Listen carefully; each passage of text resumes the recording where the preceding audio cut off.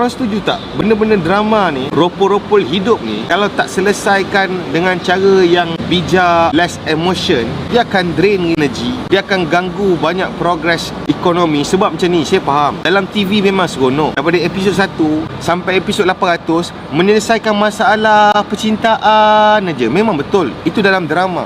Tapi realiti hidup ni tak macam tu. Macam mana Sayu dan Syahdu pun kau rasa, hidup ni ada kos dia. Lepas kau sedih, lepas tu kau lapar, kau nak makan, kau tetap kena bayar duit.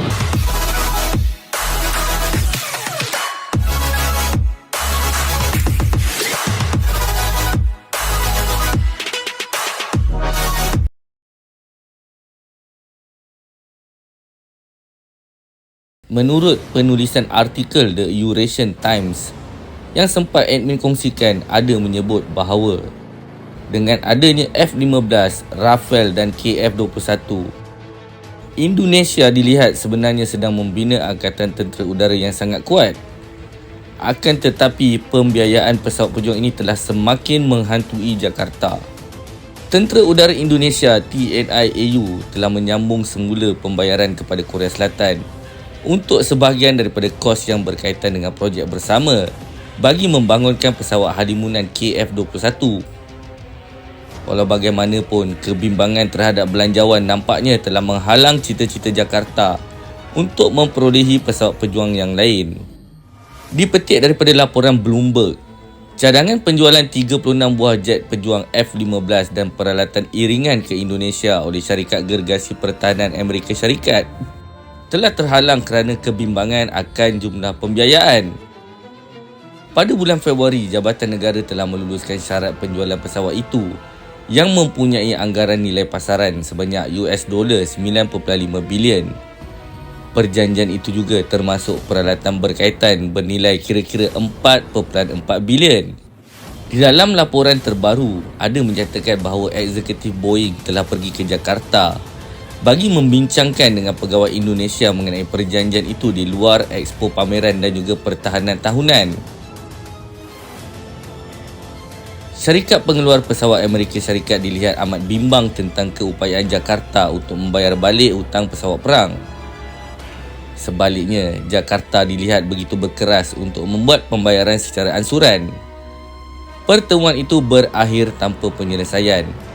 Menurut seorang pegawai syarikat Boeing yang memberitahu Bloomberg dengan syarat agar tidak mendedahkan namanya.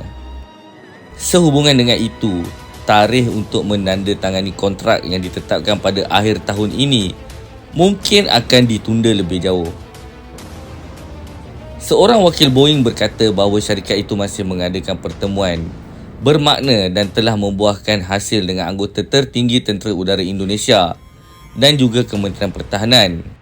Pada akhir bulan lalu, Prabowo Subianto, Menteri Pertahanan Indonesia, membayangkan kesukaran belanjawan dan menyatakan bahawa rundingan dengan Boeing masih diteruskan. Pada masa itu, Subianto menyatakan bahawa mereka secara eksplisit meminta untuk membeli pesawat perang itu dengan membuat bayaran secara ansuran kerana mereka tidak boleh melakukan pembayaran kesemuanya secara sekaligus. Kerajaan dikatakan sentiasa mengutamakan pembangunan ekonomi dan sebagainya, ujarnya. Namun begitu, tekanan belanjawan yang disebabkan oleh pandemik yang digandingkan dengan inflasi yang melambung tinggi masih menjadi penghalang penting untuk Indonesia bagi memperolehi senjata baru. Peranan negara Indonesia di dalam membangunkan pesawat halimunan dengan Korea Selatan juga sebelum ini turut dipersoalkan kerana pembayaran yang lewat. Negara itu akhirnya telah menyambung semula pembayaran dengan Korea Selatan bagi membangunkan pesawat pejuang pelbagai peranan KF-21 Borame. Jakarta telah membayar sebanyak 9.4 bilion won bersamaan dengan $6.6 juta bagi pembangunan KF-21. Negara Asia Tenggara itu mesti menyumbang sebanyak 20% daripada tanda harga sebanyak 8.8 trilion won bersamaan dengan $6.2 bilion untuk pesawat pejuang itu di bawah peruntukan perjanjian. Negara itu sepatutnya membuat pembayaran sehingga tahun 2028 tetapi telah berhenti pada tahun 2019. pembayaran balik KF-21 yang menandakan pembayaran pertama daripada Indonesia kepada Korea Selatan di dalam tempoh 3 tahun dibuat selepas beberapa pusingan rundingan yang berakhir pada November 2021. Hasrat Indonesia untuk memperolehi jet Amerika Syarikat adalah konsisten dengan cita-cita Jakarta bagi menggantikan armada pejuang yang sudah tua, terdiri daripada F-16 Amerika dan juga Sukhoi Rusia. Mengenai geopolitik, penjualan F-15 adalah sangat penting bagi kepentingan negara seperti Amerika Syarikat kerana ia akan mengukuhkan salah satu sekutu serantau utamanya. Perjanjian itu juga penting bagi Amerika Syarikat untuk menghalang negara Asia daripada memperolehi senjata daripada Rusia.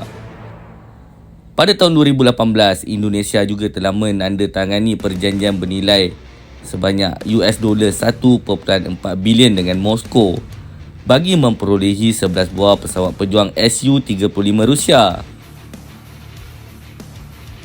Urus niaga itu bagaimanapun telah dihentikan dan akhirnya dibatalkan kerana Amerika Syarikat menggunakan akta untuk menentang musuh Amerika melalui sekatan iaitu KATSA. KATSA telah diluluskan dan telah menjadi undang-undang pada Ogos 2017 di samping memanfaatkan kedudukan Amerika Syarikat di tengah-tengah sistem perbankan global bagi menghalang perjanjian ketenteraan yang melibatkan Moskow. Oleh itu, negara-negara yang berminat di dalam perjanjian senjata yang besar dengan Rusia boleh dikenakan sekatan berat oleh Amerika Syarikat. Pada Februari 2022, Pentagon mengumumkan bahawa Jabatan Negara Amerika Syarikat telah meluluskan potensi penjualan sehingga 36 buah pesawat pejuang F-15ID dan peralatan berkaitan di dalam perjanjian bernilai sehingga $13.9 bilion kepada Indonesia. Jabatan Negara Amerika Syarikat memutuskannya sehari selepas Subianto mendedahkan bahawa perjanjian telah dicapai dengan Perancis untuk membeli 42 buah pesawat pejuang Dassault Rafale dan 2 kapal selam kelas Scorpene semasa pertemuan mereka di Jakarta. Malah, jualan persenjataan oleh Perancis adalah satu kelebihan yang ketara bagi Amerika Syarikat kerana ia telah meningkatkan industri pertahanan Perancis dan di dalam pada masa yang sama berjaya menjejaskan industri ekonomi Rusia.